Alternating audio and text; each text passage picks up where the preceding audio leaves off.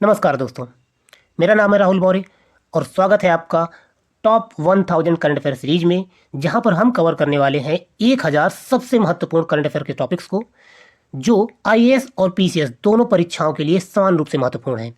इसके अतिरिक्त यदि आपको इस चैनल पर मिलने वाली किसी भी प्रकार की पीडीएफ की जानकारी चाहिए, तो आप नीचे कमेंट बॉक्स के पहले कमेंट में जो लिंक दिया हुआ है उस पर क्लिक कर सारी जानकारी प्राप्त कर सकते हैं। ये देखते हैं आज के टॉपिक से संबंधित जो महत्वपूर्ण प्रश्न है वो कौन कौन से हैं। तो आज का पहला प्रश्न है, लंपी स्किन रोग मवेशियों में होने वाला एक संक्रामक रोग है। यह किस सूक्ष्म जीव के कारण होता है, ये आपको बताना है। बैक्टीरिया से होता है, वायरस से होता है, फंगस से होता है या प्रोटोजोआ से होता है। तो अपना जो जवाब है वो कमेंट बॉक्स में दीजिए। बढ़ते हैं अगले प्रश्न की ओर। अगला प्रश्न है कि भारतीय खाद्य सुरक्षा एवं मानक प्राधिकरण यानी FSSAI ने नियमित खाद्यों में फोर्टिफिकेशन की कितनी मात्रा को सीमित कर दिया है? 5 से 10%, 10 से 20%, 15 से 30% या 20 से 30%? तो अपना जवाब कमेंट बॉक्स में दीजिए। अगला प्रश्न देखते हैं।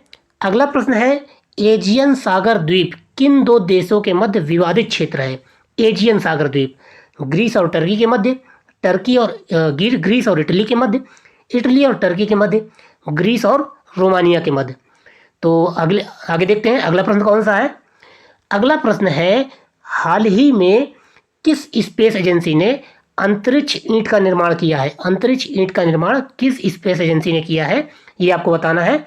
तो आपके ऑप्शन है नासा, यूरोपीय स्पेस एजेंसी, इसरो या जापानीज स्पेस एजेंसी। चलिए देखते हैं अगला प्रश्न क्या है। अगला और आखिरी प्रश्न है, भारतीय नौसेना के द्वारा लॉन्च की गई INS उदयगिरी निम्न में से क्या है? तो एक डिस्ट्रॉयर है, एक युद्धपोत है, एक एयरक्राफ्ट कैरियर है या एक पनडुब्बी है? दोस्तों, आप इन सभी सवालों के जवाब कमेंट बॉक्स में दीजिए और जिनके जवाब सही होंगे उन्हें हार्ट दे दूंगा और जवाब जरूर दीजिएगा, क्योंकि ये टॉपिक से संबंधित हुए हैं और आप टॉपिक्स को कितने सीरियसली देख रहे हैं ये इससे पता चलता है। देखते हैं आज के टॉपिक कौन कौन से हैं। आज का जो सबसे पहला महत्वपूर्ण टॉपिक है वो है शिल्पग्राम पहल। शिल्पग्राम पहल क्या है? सरकार ने लिंकिंग टेक्सटाइल विद टूरिज्म पहल के एक भाग के रूप में प्रमुख पर्यटन स्थलों को हस्तशिल्प समूहों और बुनियादी ढांचे के समर्थन से जोड़ रही है। यानी सरकार ने एक लिंकिंग टेक्सटाइल विद टूरिज्म पहल शुरू की थी। अब उसमें से पर्यटन स्थलों के हस्तशिल्प समूह हैं उनके बुनियादी ढांचों को जोड़ रही है। तो इसमें और आगे क्या बताया गया है? आगे है कि इसकी उद्देश्य की पूर्ति के लिए, इस उद्देश्य पूर्ति हेतु सरकार 8 शिल्पग्राम पहले स्थापित कर चुकी है और इन गांवों में पर्यटन और शिल्प संवर्धन को आगे बढ़ाया जा रहा है। तो ये 8 शिल्पग्राम कौन कौन से हैं ये भी देख लीजिए, हो सकता है ऑप्शन में पूछ ले। तो जो पहला गांव है वो है रघुराजपुर, कहाँ का? उड़ीसा का। दूसरा है तिरुपति, आंध्र प्रदेश का। तीसरा है वदज, गुजरात का। नैनी अपने उत्तर प्रदेश का। अनेकगुंडी कर्नाटक का। महाबलीपुरम तमिलनाडु का। ताजगंज उत्तर प्रदेश का और आमेर राजस्थान का। ये 8 जो पर्यटन स्थल हैं ये पहले ही जोड़े जा चुके हैं, यानी शिल्पग्राम के रूप में स्थापित किए जा चुके हैं। आगे देखते हैं। आगे है कि जो शिल्प गांव है इनकी अवधारणा क्या है। तो शिल्प गांव जो शिल्प के अधिकांश नमूने और शिल्पकारों को एक स्थान पर इकट्ठा करने के लिए एक शिल्प गांव की अवधारणा का मसौदा तैयार किया गया है।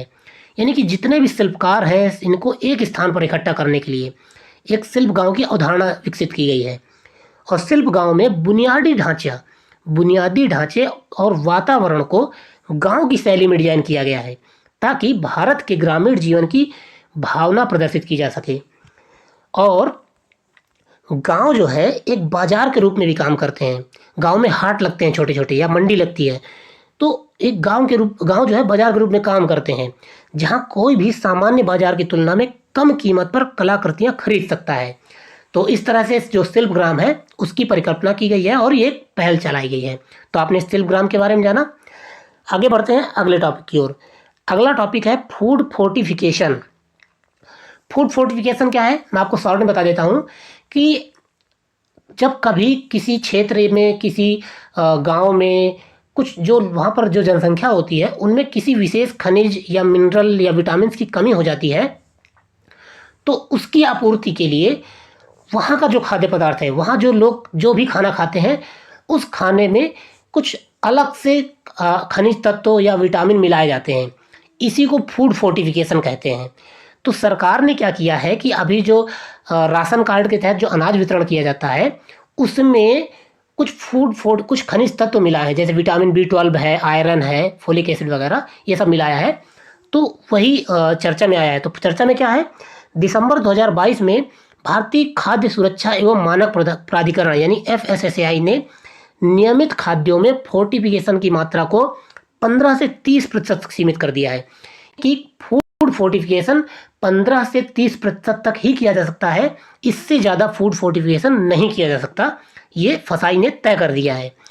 यह सूक्ष्म पोषक तत्व फोर्टिफाइड उत्पादों की संतुलित खपत सुनिश्चित करने के लिए किया गया है।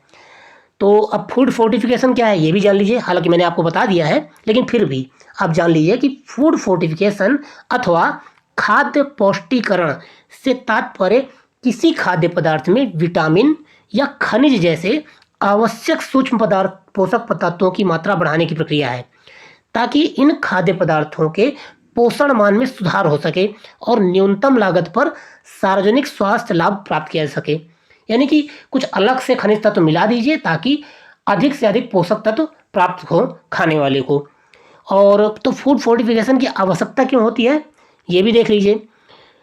फूड फोर्टिफिकेशन क्यों किया जाता है, राष्ट्रीय पूरक कार्यक्रम के होते हुए भी कुछ महत्वपूर्ण पोषक तत्व जैसे कि आयरन, फोलिक एसिड और विटामिन A की कमी व्यक्तियों में पाई जाती है। आयरन की कमी से एनीमिया हो जाता है। विटामिन A और आयोडीन की कमी से गंभीर स्वास्थ्य समस्याएं होती हैं। महिलाओं और बच्चों के अलावा लगभग 24% पुरुषों में भी आयरन की कमी पाई गई है।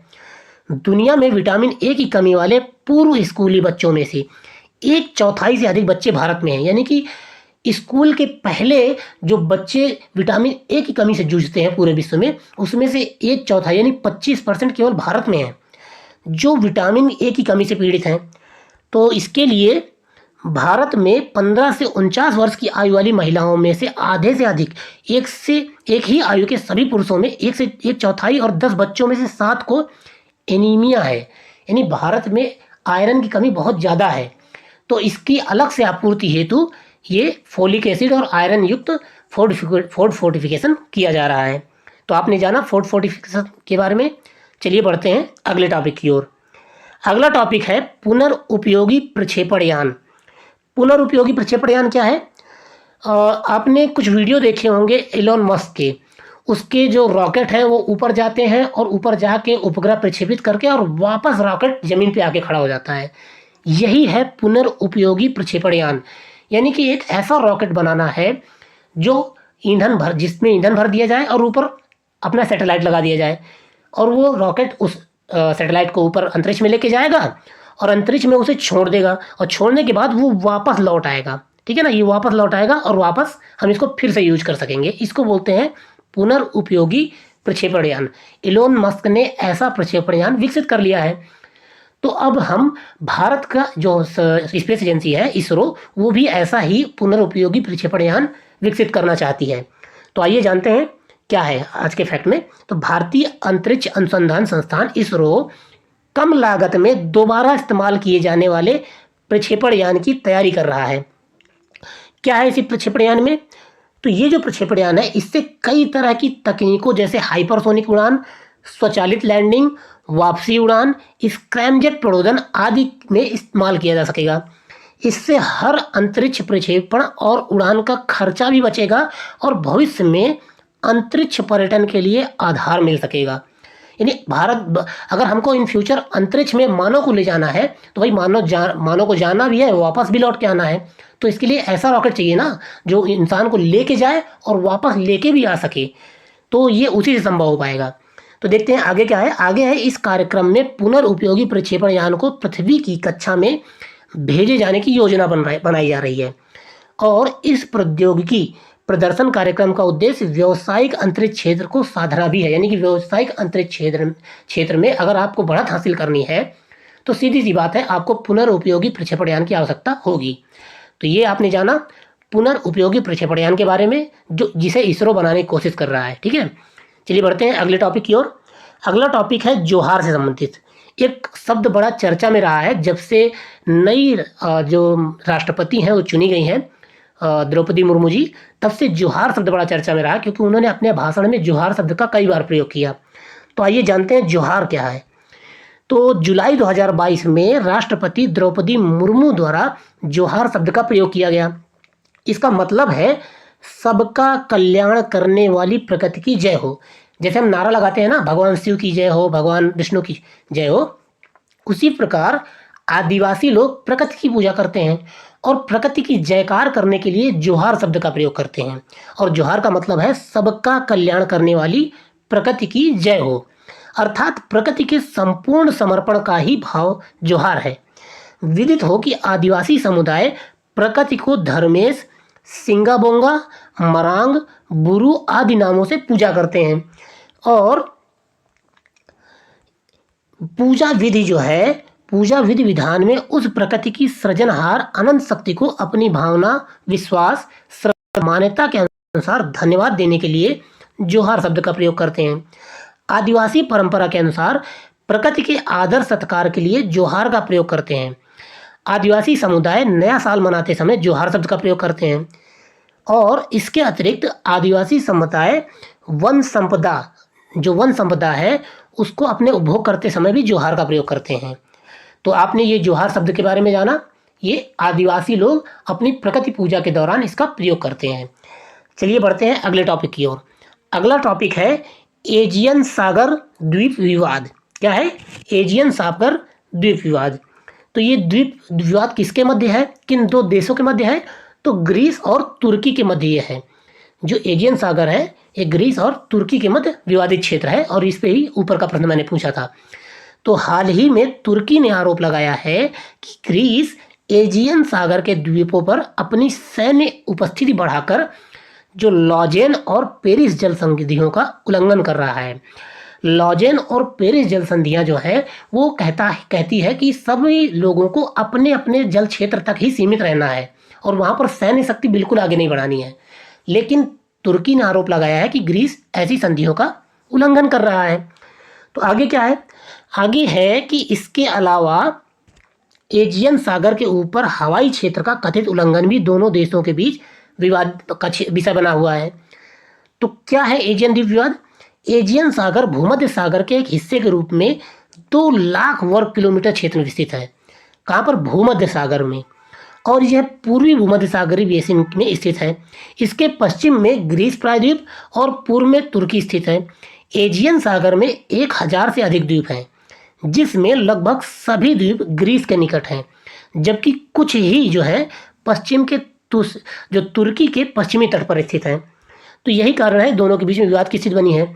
और ऐसा है कि 1970 के दशक से ही ग्रीस और तुर्की के मध्य एजियन सागर से जुड़े कई मुद्दों पर क्षेत्रीय विवाद रहा है। वर्ष 1996 में एजियन सागर में निर्जन द्वीपों को लेकर दोनों देश युद्ध के कगार पर आ गए थे, जिन्हें ग्रीस में इमिया द्वीप समूह और तुर्की में कारदक द्वीप समूह के नाम से जाना जाता है। दोनों ने अपने अलग अलग नाम भी रख रखे हैं। तो आपने जाना एजियन द्वीप समूह है, इन पर विवादित क्षेत्र किन दो देशों के मध्य है और क्या विवाद का बिंदु है। चलिए बढ़ते हैं अगले टॉपिक की ओर।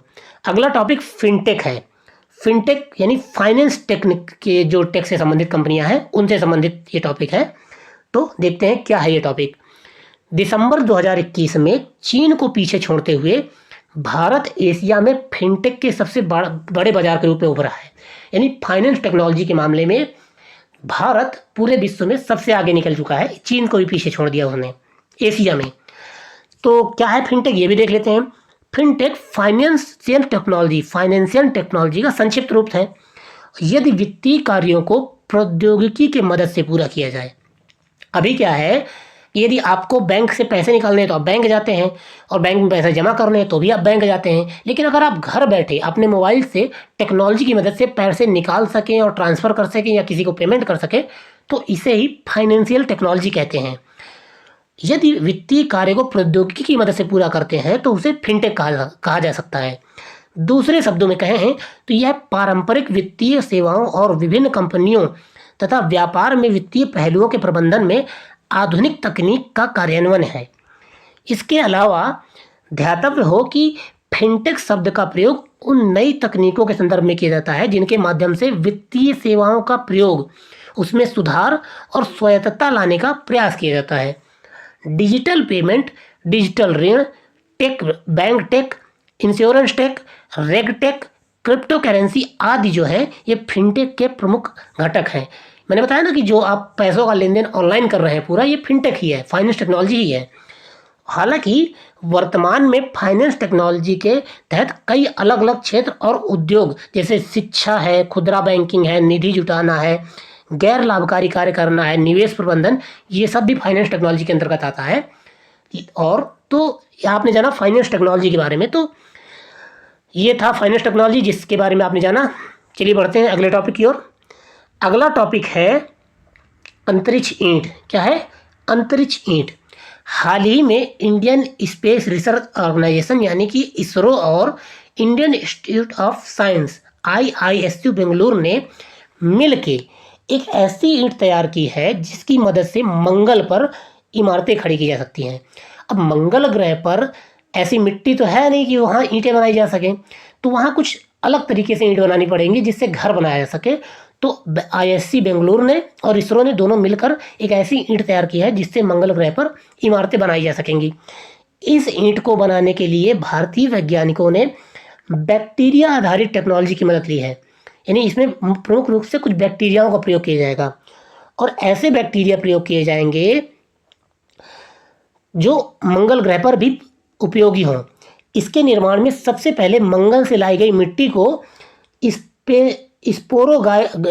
स्पोरोसार्सिना पेस्टूरी नामक, क्या नाम है बैक्टीरिया का? स्पोरोसार्सिना पेस्टूरी नामक बैक्टीरिया, ग्वारगम, यूरिया और निकल क्लोराइड में मिलाया जाएगा, यानी मिट्टी में कई चीज़ें मिलाई जाएंगी। फिर इनसे बने मिश्रण से ईंट के ढांचों में ईंट के सांचे हैं उसमें ढाल दिया जाएगा। इस तरह से मिट्टी की ईंटें, मंगल ग्रह की मिट्टी की ईंट तैयार होंगी। कुछ दिनों बाद बैक्टीरिया जो है वो यूरिया को कैल्शियम कार्बोनेट के क्रिस्टल में बदल देगी और जिससे ईंट पूरी तरह सख्त हो जाएगी। आगे क्या है?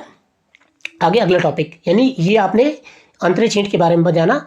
इंपॉर्टेंट बात यही है कि इसे कौन तैयार कर रहा है? IISc बेंगलुरु और इसरो, ये दोनों लोग मिलकर तैयार कर रहे हैं। अगला टॉपिक है INS सूरत और INS उदयगिरी। INS सूरत और INS उदयगिरी, देखते हैं क्या है चर्चा में।